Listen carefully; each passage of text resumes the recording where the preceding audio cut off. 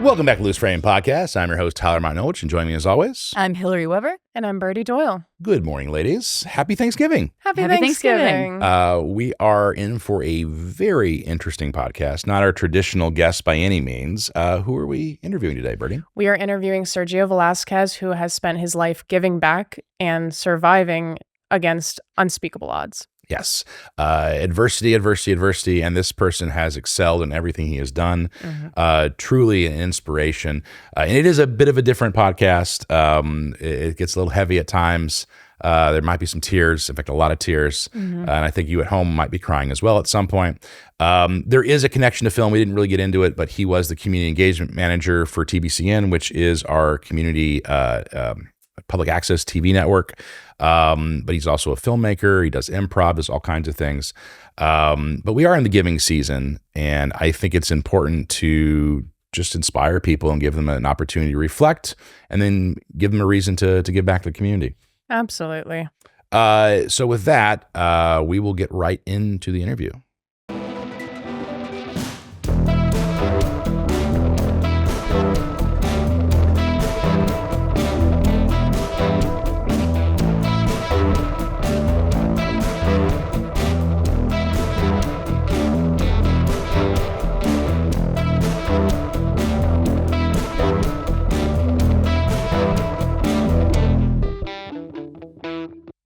This episode contains references to mature subjects such as domestic violence. Listener discretion is advised. Welcome back to Loose Frame Podcast. I'm your host, Tyler Martinovich, and joining me now is my friend, Sergio Velazquez. Thank you for being on the podcast. Thanks for having me. This is going to be a little different episode. Normally, we talk to filmmakers. You've definitely worked in the film industry. But this is coming out in November, around Thanksgiving. We really wanted to talk about something positive, something mindful, community volunteerism, giving. Okay. And I couldn't think of anyone better to talk about these things than you. Well, I appreciate that. That's a lot, man. You have a very, very interesting path to where you're at now. A very successful one, but it came from a lot of adversity. Yes. So let's set the table for our audience. Just give us like an overview of who you are and your childhood will launch into afterwards. Okay. So hi, my name is Sergio Velazquez. Right now, I just started a new position at BMAC Logistics as a client solutions manager. I recently resigned from my position as a outreach coordinator for Tampa Bay Community Network. And before that, let's see. I did 8 years in Army Reserves as a logistics management coordinator. And then before that, I got my degree in political science from St. Leo University, and then I went to Leto High School. And before that, that's when it becomes the childhood that is a childhood of adversity. Yeah. Leto High School was the first school I stayed at for more than 2 consecutive years. You did yourself a disservice there, sir. You've done a lot of things. Oh yeah. You have walked the halls of Congress. Yeah. You've contributed to books that have been #1 on Oprah's book club. Yes.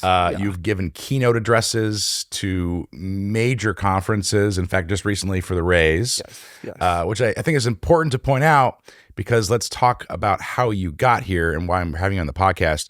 I said you grew up with a lot of adversity. You have a story and experience that most people in the United States will never experience or even take the time to look at or consider. Yeah. So let's launch in there. So you grew up as an unaccompanied minor, which I want to define that here in a second. Okay, yeah. But more to the point, you grew up homeless for a lot of years. So let's talk about that. So homelessness, so when I was homeless was the ages of like 17, and it was a stint in time. Now, when it comes to childhood, my childhood was a blur. So and my parents for the most part kept us housed, but we were in shelters, abused women shelters. We had stints there multiple times. And then it's hard to explain everything, encapsulate everything, right? I'm 3 of 6. All of us have different fathers, right?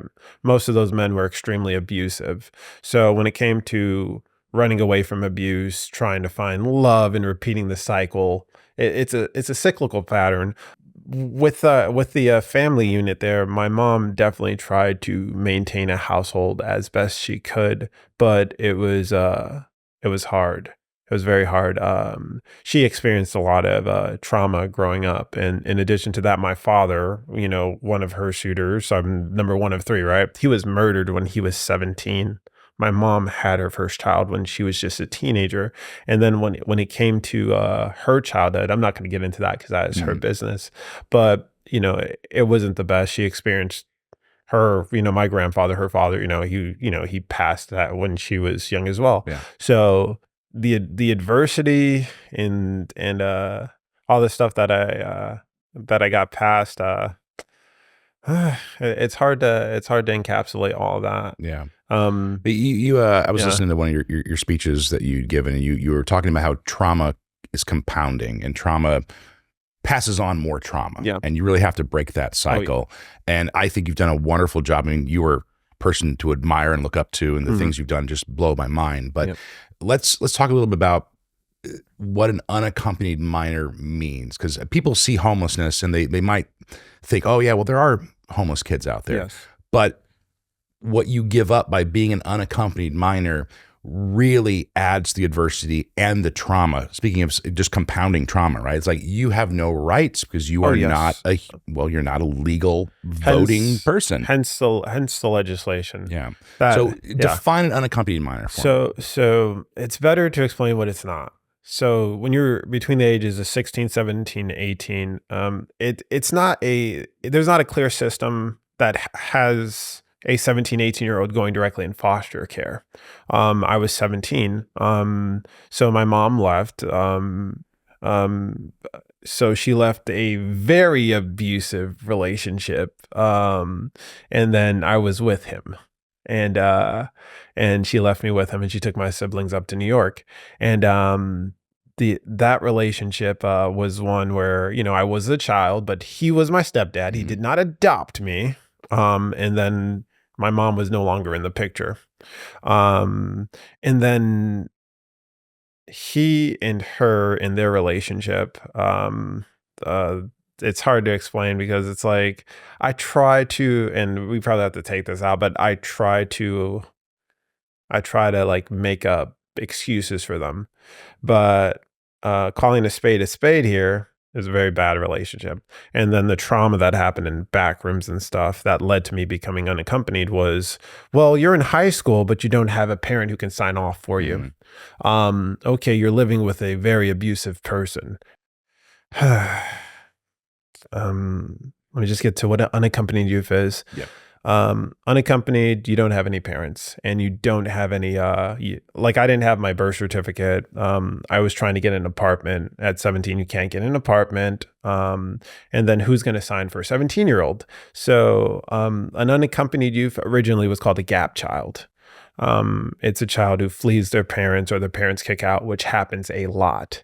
It happens a lot in Florida. Say a child comes out and he's homosexual and his family's heterosexual, and then they kick the child out. That actually happens a lot. I've met a few of them on this journey.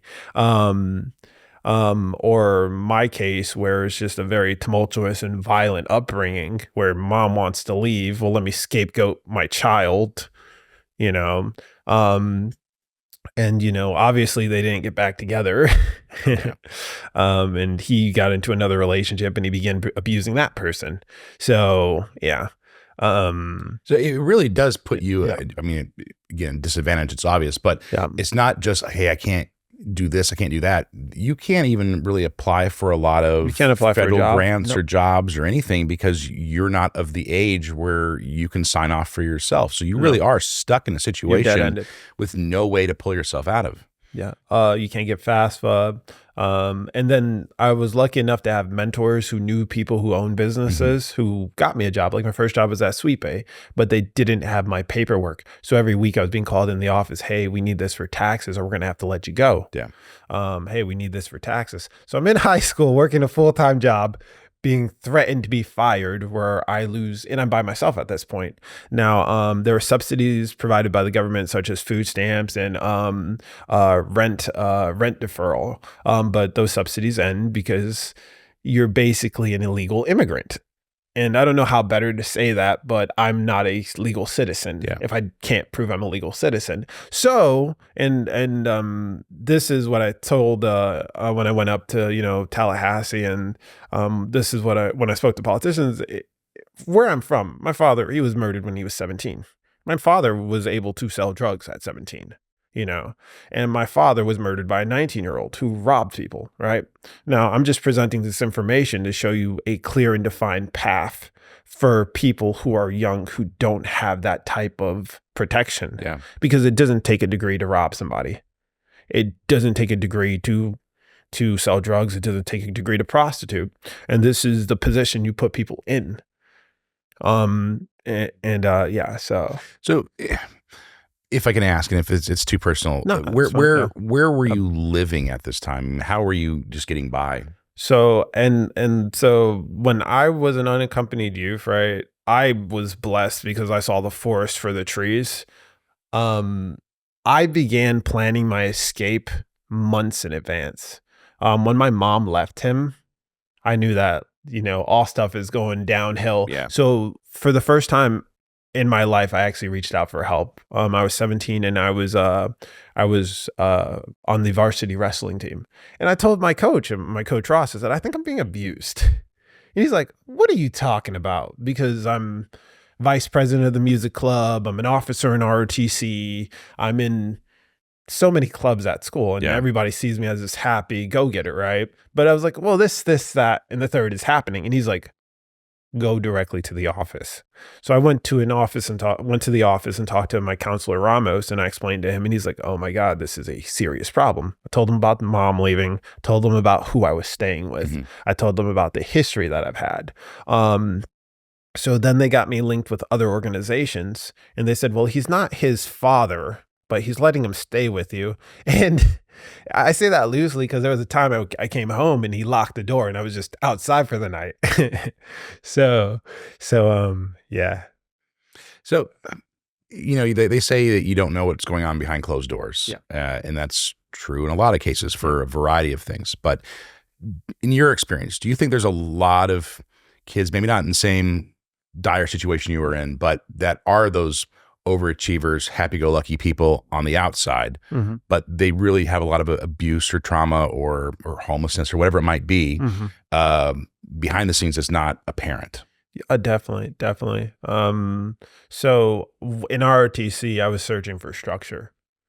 In ROTC, like before I got into ROTC, I had a Mohawk. I was at Freedom High School. I couldn't afford art equipment. So it was like a $125 kit I couldn't afford. And I had A's. So here you are in high school at this point, and you're an overachiever. You're doing amazing things. Mm-hmm. You have all this trauma behind the scenes.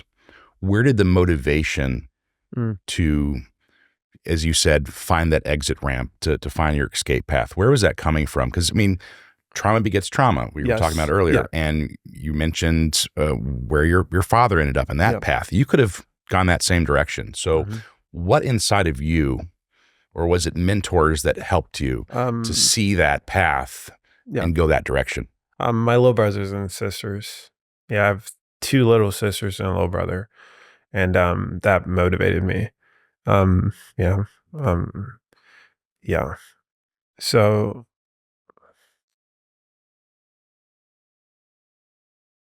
what if we moved on and just talked about the legislation? I had a feeling this was going to be an emotional one, but I think this is going to help people when they hear this. Well, that's very important, what I'm trying to say, but it's very hard to say that if it didn't happen to me, I probably wouldn't believe it. But so my mom didn't graduate. My father didn't graduate. My brother was going to fight my stepdad. So he had to leave when he was 17. My sister started running away when she was 14, 15, 16. So it was just that time for me to go. Yeah. So I had 2 sisters and a little brother. So you just see like dominoes, people falling. And at that point. You mentioned someone has to break the cycle. Yeah. And you knew it had to be you, because if it wasn't you, those dominoes were going to fall. Yeah. So that's that helped. There was a point that they put in the book and they wrote about because it was like literally that moment. And the moment where it was like, do or die. So I personally, I never stood up for myself. Um, so they gave me the strength because I stood up for them in that moment. And if it wasn't for them, I wouldn't have done that. Like I felt like my life was forfeit. The abuse the whole time. Well, before I start breaking down here, you're sitting across from me right now, and you've done amazing things.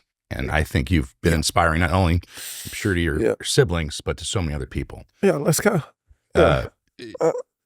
So you've bootstrapped your entire life, and you found that motivation to continue your education, continue positivity. Yeah. You found structure in ROTC, and then that translated to joining the military. What did that camaraderie and structure in the military give you? Oh yeah. Well, we can start in ROTC, man. I didn't have a voice. The voice, like when you have narcissistic parents, they don't want you to have any type of belief in yourself or strength. So you have to find a voice somehow. You have to find the language to communicate strength, right? So in ROTC, you're getting yelled at, but they're teaching you how to yell back. Yeah. So they're teaching like that. That's how I learned how to tie a tie. I didn't have a father. I had a stepdad, but he wasn't like, he wasn't the person you want to model your life after. Yeah. So, teach you how to tie a tie, how to iron your clothes, how to do like basic stuff. And then for me, I was just, I was absorbing everything. And then I got into wrestling, right? Just being on a team and being with other people my age, and everybody has their problems, but how to deal with them effectively. Yeah. So ROTC definitely was a brotherhood, and I was a armed exhibition drill team commander. I was on drill team, so I was in everything in ROTC too, as well, like anything I could volunteer for. Yeah. And then it helped me gain confidence. Like my parents, like I don't think we grew up poor, because I've seen people who were poor. It just felt like they really didn't like me. But then again, growing up with my siblings, it's like, oh, they probably didn't like them either. Yeah. And then it's like you get older, it's like, oh, they probably didn't like themselves.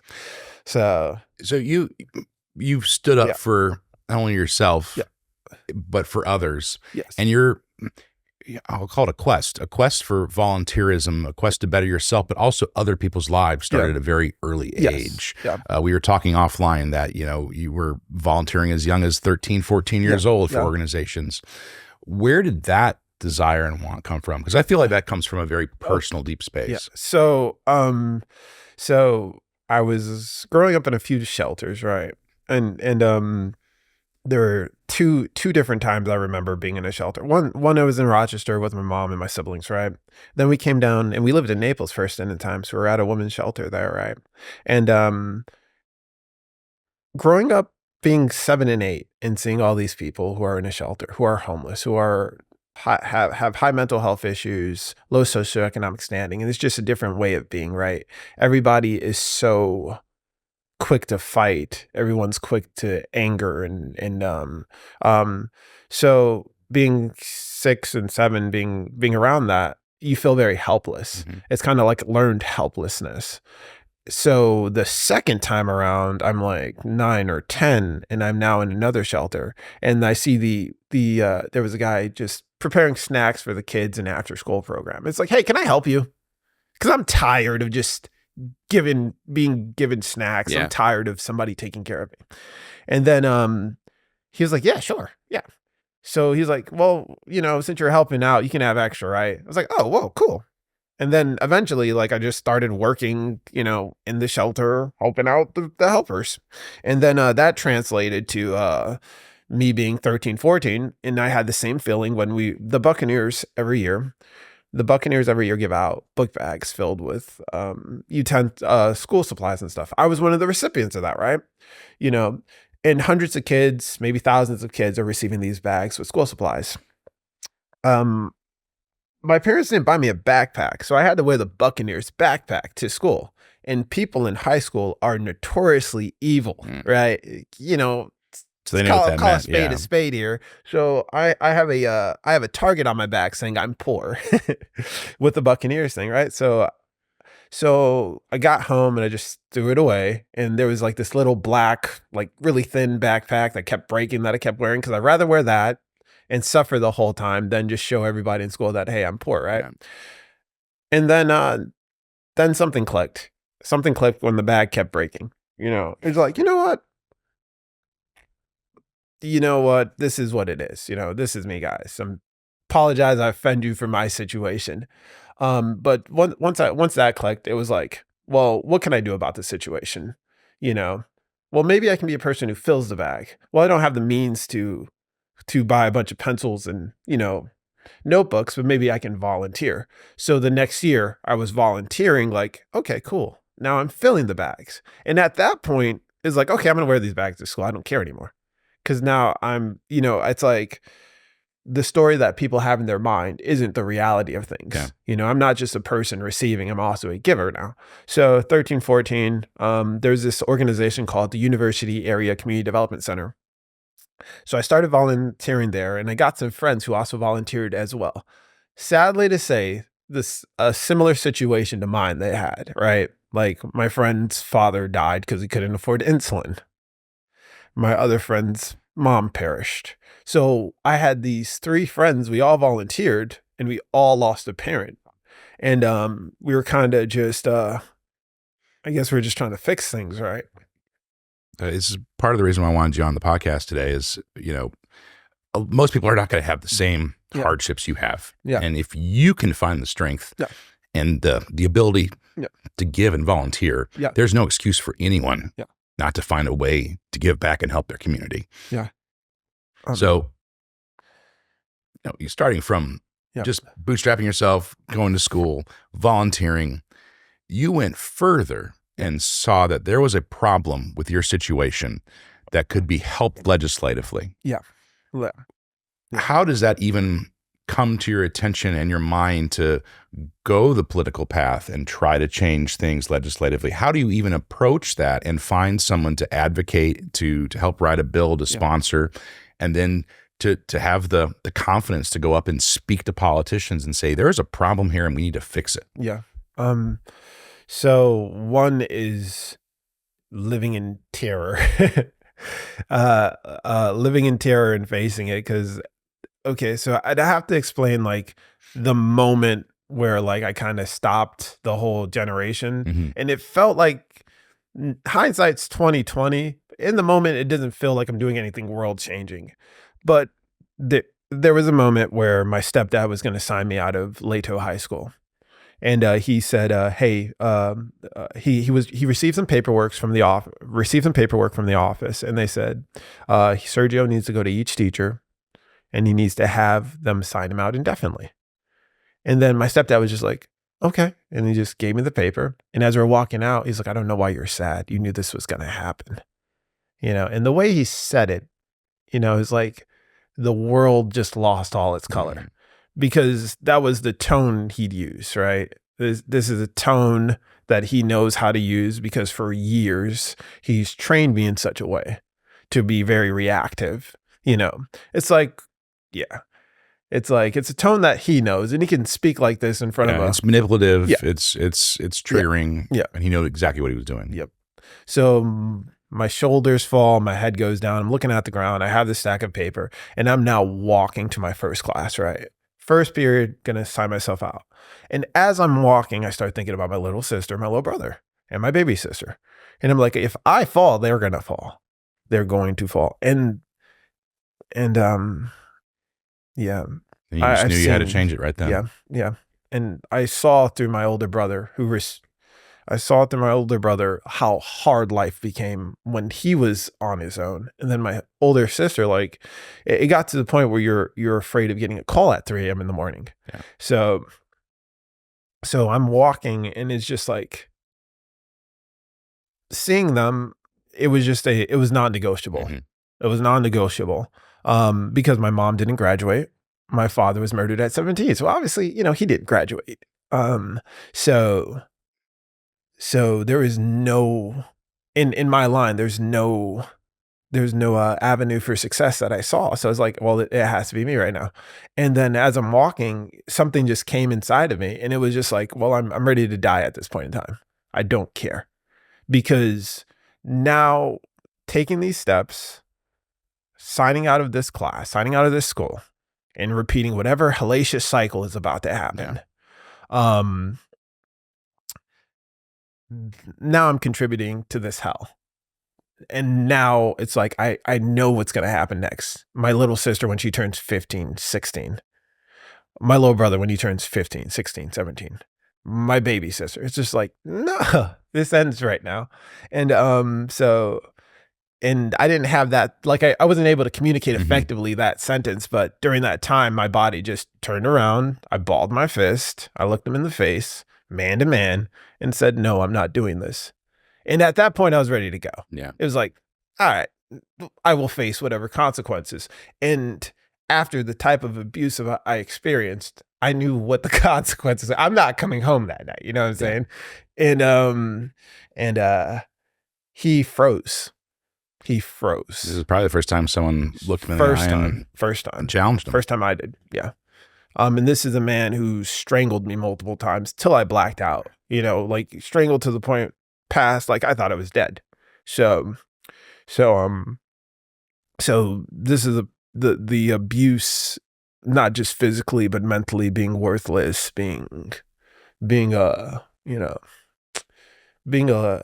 something other than a human, and not just from him, but from my mom as well. So it was a two-pronged approach, for my whole entire life. And then this is the point where I'm saying, no, I'm not going to do this. And then his facade broke, right? And that's the first time I saw him as human, because he didn't know what to do. And then it was like, color's back, right? The color came back into the world. And I started looking around, I started getting my peripheral vision. I was like, Sergio, get the voice in your head, Sergio, you need to start moving.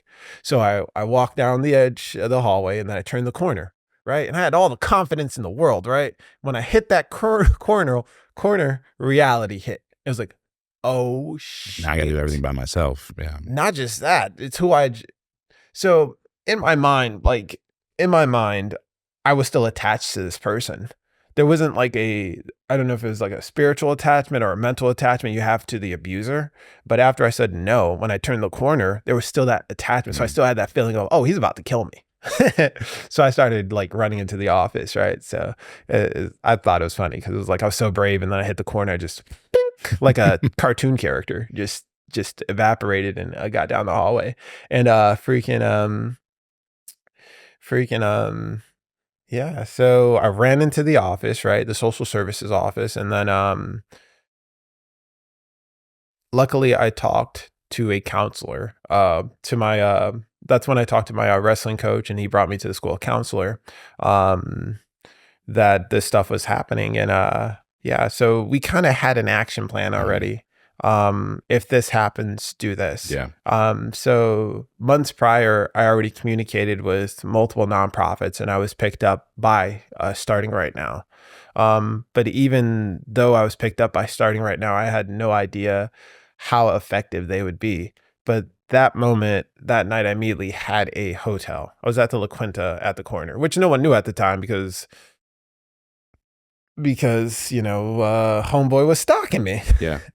He'd show up at 5 and 6 in the morning to try to, take me. So, yeah, they didn't tell me that till after I graduated, which I'm pretty excited about that. I'm glad they were smart enough to not tell this guy that, hey, you may be unsafe, So, yeah. So you became, we'll get to legislation here in a second, but you became a face of a movement. You were on billboards. You were on the side of buses. Yes. I mean, you were talking about earlier just the shame at the start of having to wear that backpack, right, to school. But now you're putting yourself out there where it's like, you're driving down the street. It's like, oh, there's Serge. Yeah. Why is he in that photo? Why is he on the side of the bus? Why is he associated with this organization? Yeah. How was that dealing with that? And Mm. did people realize your situation before then? And where did that courage come from to even put yourself out there like that? So the teachers knew. The teachers were like, "Oh my God, this child, this amazing child. Oh my gosh, yes." High school students did not care. They didn't care. Yeah. Not care at all. The apathy of high school. I forgot about that. No, I was in high school, man. Hello, ma'am. Yeah, my name's Sergio. Would you like to go to dinner? I'm still broke, but I have a job and I make sandwiches. And no, it wasn't. Yeah, no. In ROTC, I was with in ROTC. I had a sergeant major who trained us, right? Sergeant Major Candelario, right? He didn't care. You still show up at 6 a.m. You still make sure your stuff is like, I don't care. Okay, cool. You made a law call. Great. Good job. Do it again. But and it was good. It was definitely needed because seeing how social media is now, I didn't really have Instagram, or I didn't really care for it. And I already knew everybody because I was in like 100 different organizations. Like, yeah, so high school, I had the normal high school experience besides sometimes camera crews were following me around everywhere. So, yeah. Let's talk about a little about the legislation, because you didn't write the bill, but you helped champion the bill and really affect change. Yes. When did it come to the attention of the legislature that something needed to happen, and who was the bill sponsor, and how did that how did it happen, but also what was the changes that were made that fundamentally helped you and others out of their situation? Okay, so there was a school program called Ought to Be a Law, and it was students who had thoughts of legislation. Before I even joined that program, it was so hard getting a birth certificate. Starting right now, I had to communicate with the governor of New York. And then we had to communicate with the governor of Florida. And then we had to communicate with like the mayor of Tampa and the mayor of New York. And we had like high level political figures communicating, because if I do not get this paperwork, I'm not going to have an apartment. They're not going to accept me into foster care. I'm going to be homeless. I'm not a bad person. This is just a situation. Like, this is a faultless situation, right? This happens, and this probably isn't only happening to me. So I received my birth certificate and got a green light to continue working. Got a green light to, be able to sign up for school the next year and, be able to put myself on my own taxes and all that good stuff. But I knew that was probably happening other places. I'm still in high school, and I know there's a lot of kids with stories similar to mine who aren't saying anything because it's very hard to say it. Yeah. But so I was eating lunch with one of my mentors, and I said, "Hey, this should be a law." And she was joking, like, "Oh, that's crazy." And we literally passed a sign that said, "Ought to be a law." Like, it was literally, we're having lunch. So the universe is saying like, "Hey, that's a good idea. Like, maybe stop here." And it was like, "Hey, look at that sign." And it literally was a sign. This like happened in real life. And then I'm like, I'm gonna go for it. And went to my high school student government. Luckily, I was volunteering in student government already, so I knew the teacher. I said, "Hey, I have an idea." And then the teacher initially was like, "I don't know about this." And then I called my mentor. I said, "I think you should probably talk to her." And then she called the school, and she's like, "Oh yeah, this needs to happen. Yeah." Because if it's coming from me, I didn't tell this, like I wasn't walking around telling people I was homeless. I didn't walk around telling people my story. So people just assumed for the most part I was a regular student. So when I come with, "Hey, this is a great idea for a law," people are like, "What? Oh, okay. Is this real?" Yeah, right. Like, who has that situation? Yeah, I do. And then it turned out 3,000 other kids on paper had it. Wow. 3,000 potential. That's just in the state of Florida? No, so it's worse. It was worse than anyone could possibly imagine, because there's 3,000 on paper in Hillsborough. Yeah. Oh my gosh. On paper. And then they had to recheck all the numbers, and then it immediately went to 10,000. So people had no idea what the problem, like the scope of the problem they were looking at. This happens everywhere. It happens all the time. There's kids sleeping on kids sleeping on couches all the time. And then if you read the book, it really gets into the stuff you have to do to survive. Yeah.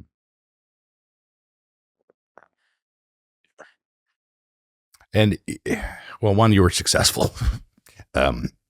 you effectively changed the way the state of Florida handles unaccompanied minors. Yeah.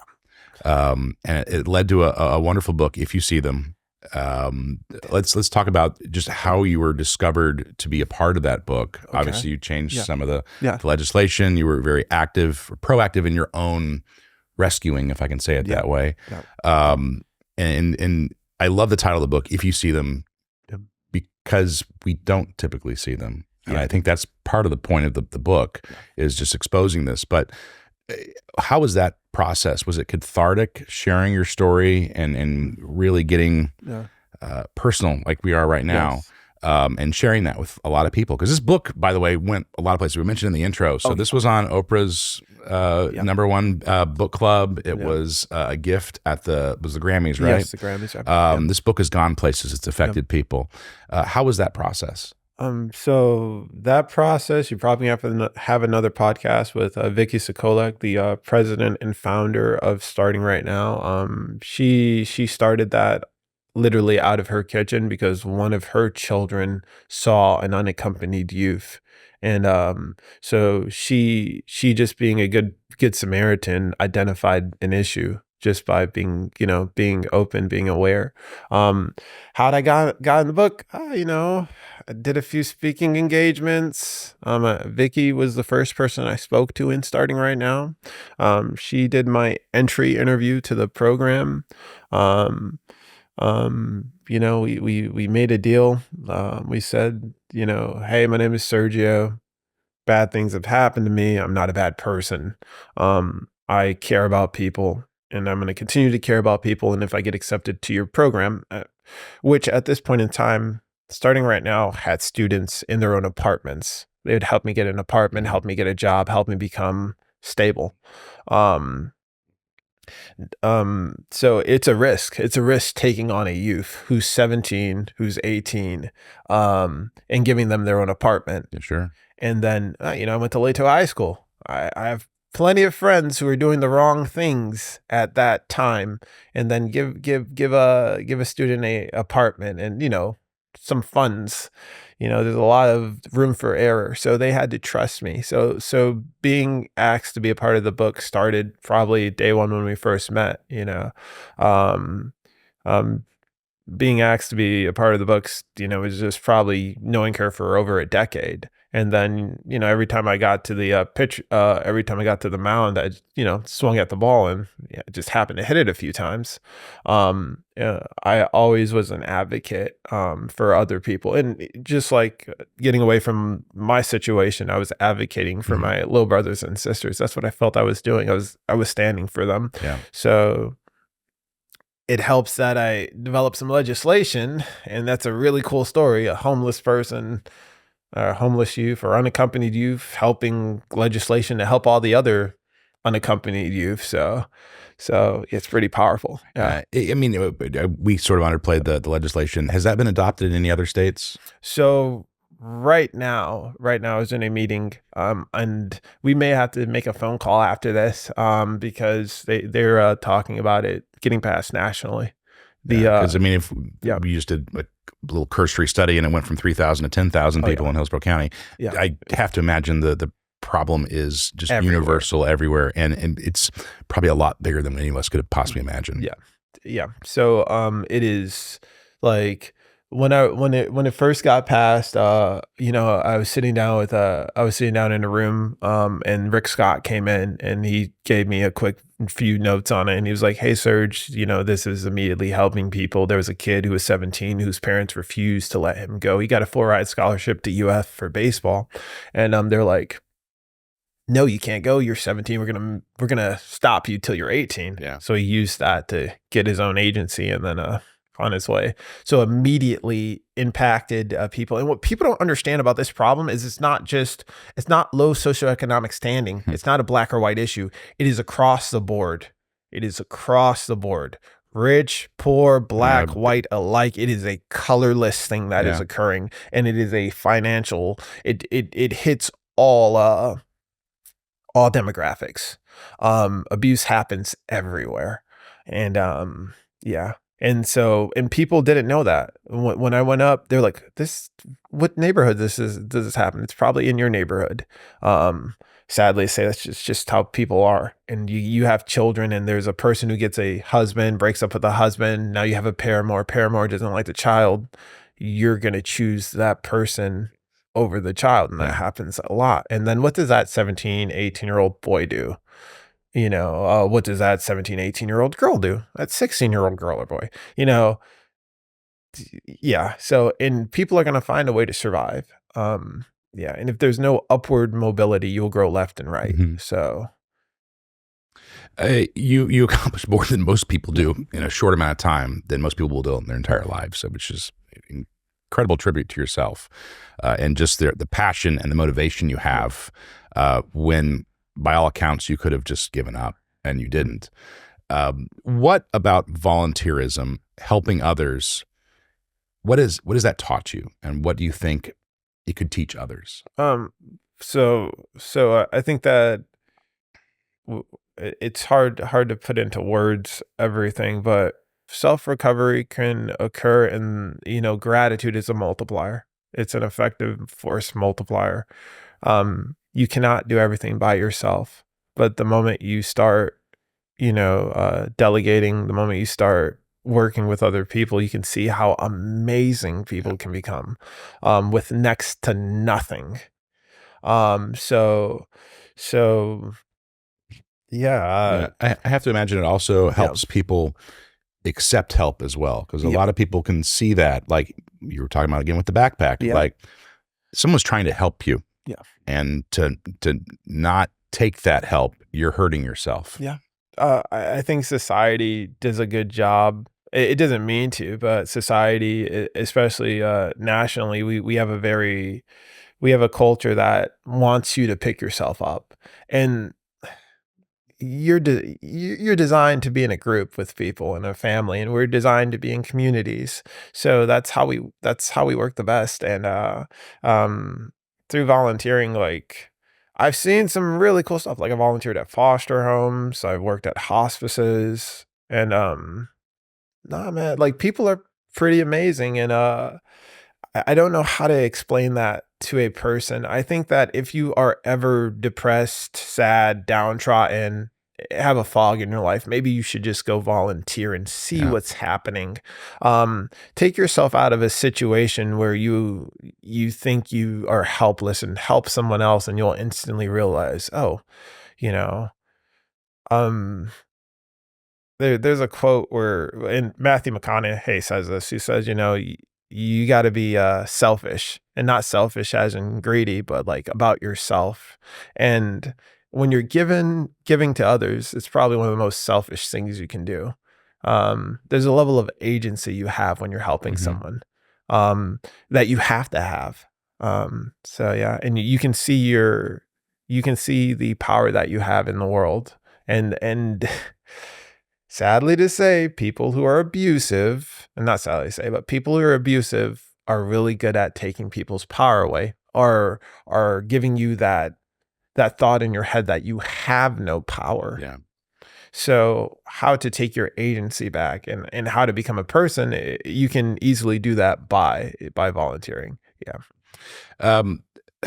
Let's just throw some fun in here as well. I mean, it's been a very heavy podcast. I'm probably not going to watch this. Well, someone will, and they will be helped by this. I promise you that. Not a lot of people have books written about them, or part of a book. Heard. And then, it gets picked up by Oprah. Yeah. And you have all this TV exposure. And then all of a sudden you get the news that, hey, if people go into the Grammys, all the celebrities are getting the book that you are in. Yeah. How was that a head trip? Just looking back at your life, right? Like, there's no way 17-year-old you could have possibly imagined that someone would be mentioning a book that you were in, let alone Oprah Winfrey on TV. Like, that's just got to be mind-blowing. I don't know if she mentioned it on TV. It was on her she has a monthly 100 list of readers, and she put us as number 1. So she obviously knows about it. The Sean Carter Foundation picked up the book, and they obviously reached out to the organization. But I don't know. I'm kind of still just, I'm just working, if that makes sense. Like, it's like I'm just still doing me. Like, next month I'm going to be volunteering at Roboticon with Amrock, and there's going to be a bunch of people working on robots and stuff. Tomorrow I have a 5K at the Peanut Butter and Jelly Run in St. Pete. So I'm just going to be doing me, and none of that really, it's not that it doesn't matter. Thank you. I appreciate it. Taylor Swift, if you want to give me some free tickets, you know what I'm saying? No, it's cool. I'm glad it helps people. There's a lot of unaccompanied youth, and starting right now is an amazing organization. And if it receives funds, donations, allies, mentors, any type of resources, that's a blessing. So what is that organization? Starting right now is an organization that helps unaccompanied youth, and it's the organization that picked me up when I was 17. When I had that situation, I decided to leave. They immediately put me in a hotel. They immediately advocated for me. It's an organization that provides holistic care. Including they wanted me to speak to a counselor immediately, which I refused, but being a stubborn 17, 18-year-old, I refused it, but that's the type of help they provide. And they didn't push it when I said, hey, I don't want help right now. You know? Are they local to Florida or are they national? Local to Florida. They're working on developing programs, but I can't really talk about those programs. What's the website in case someone starting right now, srn.org. Yeah. So that's definitely something someone can contribute to. Is there any other organizations you want to plug that could be very helpful if someone's listening and wants to donate? So one, starting right now.org. I think TBCN is absolutely amazing. Tampa Bay Community Network. It offers free production training, and I think there's intrinsic value. It's not just a workforce training site. There's intrinsic value to the arts. There's Prodigy Cultural Arts Program that does arts programming for at-risk youth. 2-on-1 is a holistic care program. 2-on-1 Tampa Bay Cares. Crisis Center of Tampa Bay. Crisis Center of Tampa Bay can help you if you have a mental health crisis, and depending on your situation, you could get free care. UACDC, the University Area Community Development, has housing programs, and it has recreational programs. I think recreational nonprofits are extremely important because intrinsic value in things is good. A child playing basketball is just as important as a child learning mathematics. So we need to have a child who can, be expressive and creative and be able to communicate. So art programs like that. FCDI, which is Foundation for Community Driven Innovation, or AMROC. That's FCDI is an umbrella organization that helps so many people with their STEM programs. They teach coding. I built a robot over there. I host the robotics tournaments, but I'm kind of getting busy, so I'm probably not going to do that anymore. But it's an amazing organization.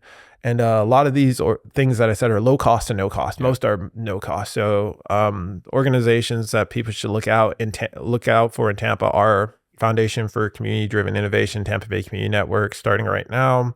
2-on-1 is a 2-on-1 is a helpline. So if you have housing issues, you have food insecurity, they even have programs to help you pay your bills, like AFAP, which is Adult Financial Assistance Program. So a lot of really good organizations. And even if you don't need their services, I'm sure there's ways to donate financially or to donate your time to assist 100%. These organizations. Yeah, definitely. Yes. So we're coming up on the end of the show here. Just some final thoughts. If you were to encourage someone, if they're listening to this right now, it's, again, the giving season. We're in Thanksgiving, but this should be something year round, right? Okay. Yes. Passion to volunteer and help your community. How does someone get started volunteering? Is it just waking up in the morning and saying, I'm going to do this? Yeah, you can definitely do that. Yeah. But what do you like to do? And then go there and do the most at it. Do you like to cook? There's places where you can cook at a food kitchen. Do you like to coach? Do you like to read? There's something for everyone. Like everyone has a specific talent. Everyone has a special talent that's unique to them. So I guarantee someone needs that talent. Being in the nonprofit world, we need coaches, we need artists, we need singers, we need musicians, we need accountants. Definitely the accountant part, but but go to your CDC, Community Development Center. UACDC is one of them. They're all around, and just say, hey, is there anything you need me to do? Also, my name is Sergio Alexis Velazquez. If you need help finding somewhere to volunteer, just message me. I'll message you back. I do that all the time. And where can people find you online? Sergio Alexis Velazquez. That's my handle. Okay, everywhere. Not the smartest thing to do, but it's there. Yeah. Serge. You've already put yourself out in a book, and you're on billboards at one point. So I think you've already put yourself out there enough. But this has been one of my favorite podcasts. Thank you so much for joining us. I'm sure there's people who are listening at home who cried through it. I was trying to keep it together. I'll lose it right now. Yeah. But it really was great hearing your story. Thank you for sharing it. I know it wasn't easy. No, definitely I appreciate not. it. Thank you. Thank you so much. Thanks for having me, man. I think you're awesome. I think people like you are really amazing. I had an awesome experience with you as a board member of TBCN and all the other Steves and all the other TDs and everyone on the team. So, and sorry, we have 3 Steves at TBCN. So it's really cool that we have the one Tyler. Yeah. So. The one Tyler. That's how I stand out. Tyler and Steve squared. You're incredibly inspiring. I knew the minute I met you that you were someone that affects both me, but also the community. Thank you just have a presence about you that is just so inspiring. So again, thank you for sharing the story. Thank you guys at home for listening. Happy Thanksgiving. If you take anything away, I hope you guys at home find a way to donate your time, money. If you need help, find that help. There's people out there willing to volunteer. And I hope you join the rest of us in volunteering this season, but not just in Thanksgiving time, but the rest of the year as well. So with that, Sergio, thank you so much. Thanks. Thank you guys at home. We'll be right back.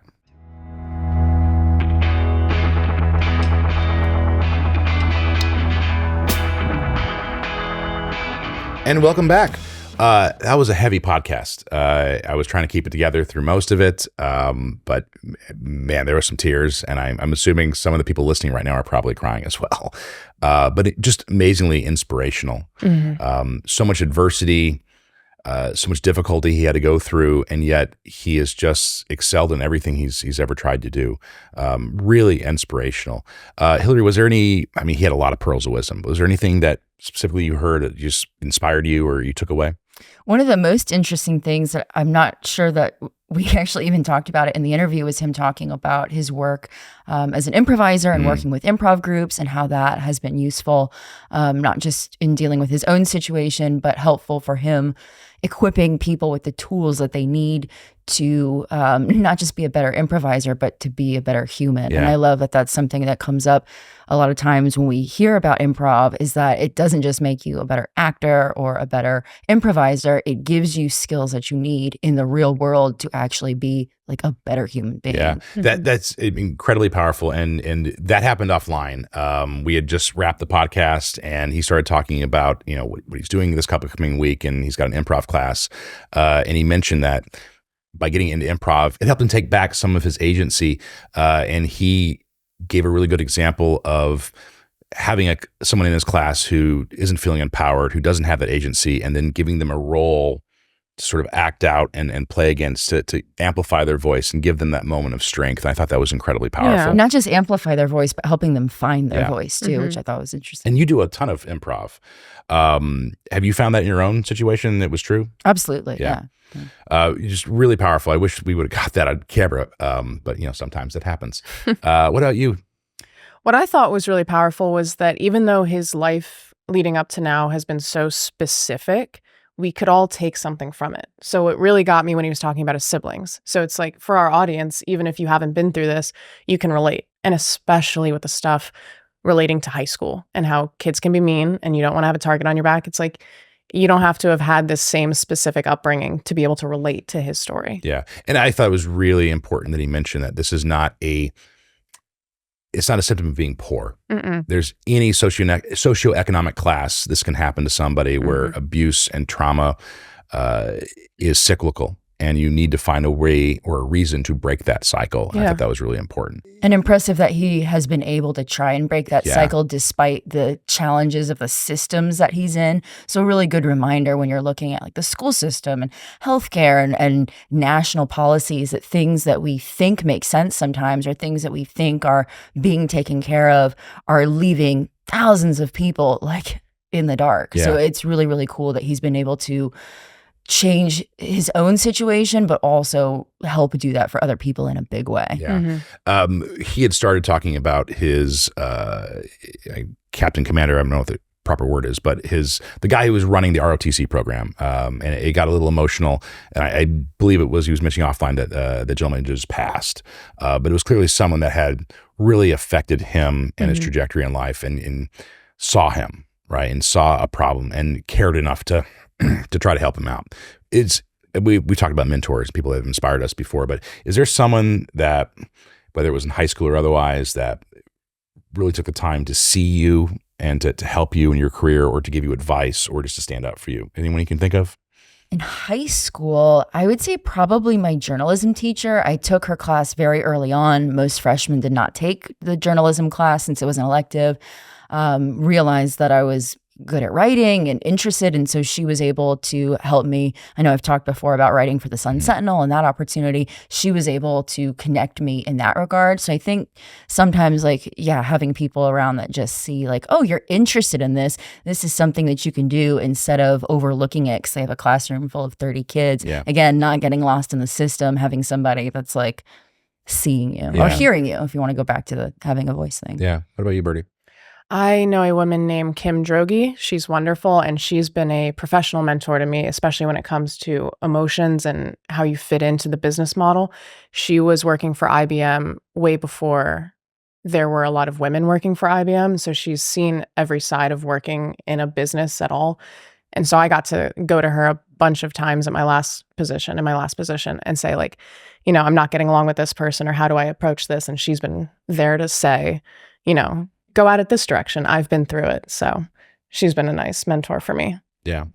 If there was any point to this episode, one, it's the importance of giving back, finding ways to volunteer. And, he mentioned that it comes from a selfish place, right? But in a positive sense, that this is helping my well-being. This is helping me reacclimate. It's helping to heal trauma, helping to give me new skills. Have you guys participated at all in volunteerism over the years? Yeah. Any particular? I grew up Catholic, so we did a lot of volunteering. Soup kitchens. My grandmother was a major advocate for an Annandale, our food pantry, things like that, Meals on Wheels, that I always did that growing up with her. And then one of the things in high school that we as a whole school would get behind was a cystic fibrosis fundraiser. We had a lot of kids in our high school history that had cystic fibrosis. And there was a student in my class who had cystic fibrosis, and we did a big fundraiser every year. And that was one of the things that it kind of didn't matter who you were. Every kid in school wanted to be involved in that because it really touched all of us. So that for me was powerful. We've helped out with, in fact, we just did a food drive for Feeding Tampa Bay. And there's so many great organizations around town. And I thought it was really important for him to mention that you don't have to look at a soup kitchen and say, that's the only way I can help out, or, Toys for Tots, that there are organizations that you can go to and just say, hey, I like to write, or I would really like to read books to people who maybe it's seniors who can't read well anymore.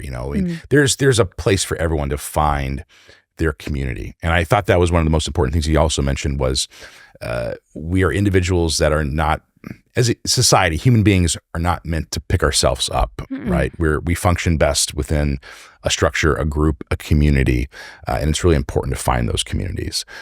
Maybe it's through improv or volunteerism or whatever it might be. Or through a film festival. Like in March, you could volunteer for the Gasparilla International Film Festival. Which is probably more relevant to our audience in a lot of ways. But there is ways to take whatever creative passion you have and apply that towards helping someone and finding other people to bring in. Right. Or take the challenges that you've been through and use that as well. One of the things that he said that struck me was, I care about people and I'm going to continue to care about people. He has been knocked down so many different times and he still has that outlook of like, what can I do for others? And I thought that was really memorable. Incredibly powerful. With that, we know it was a long interview, but we hope you guys at home took something away from that. It is the holiday season, so let's end this with a positive note. What are you grateful for this holiday season? It can be anything off the top of your mind.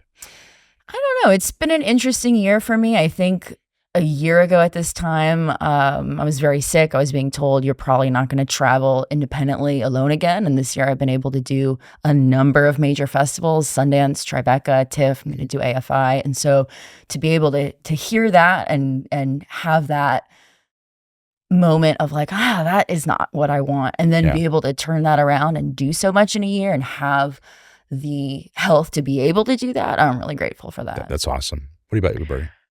The sunshine. I moved here from a colder state. So off the top of my head, I'm grateful for the evergreen sunshine. It's always warm. That's a way smaller thing than what you said, but that's my thing. What are you grateful for, Tyler? I am grateful for finding my own community in St. Petersburg. There's good friends that I would almost consider family at this point, and just being able to associate with them and have them nearby to talk about my troubles or whatever it might be, but also just to help each other and coach each other and be cheerleaders for each other. I think that's a wonderful thing. So with that, we will wrap this holiday edition of the Loose Frame podcast up. Miss Bertie Doyle, where can they find more about us? We are Loose Framing Podcast. You can stream us on Podbean, Spotify, and you can watch us on YouTube. And don't forget to follow Film Tampa Bay across all platforms. Hillary, Bertie, happy Thanksgiving. Happy Thanksgiving. And to those at home, thanks for following along. Happy Thanksgiving to you as well.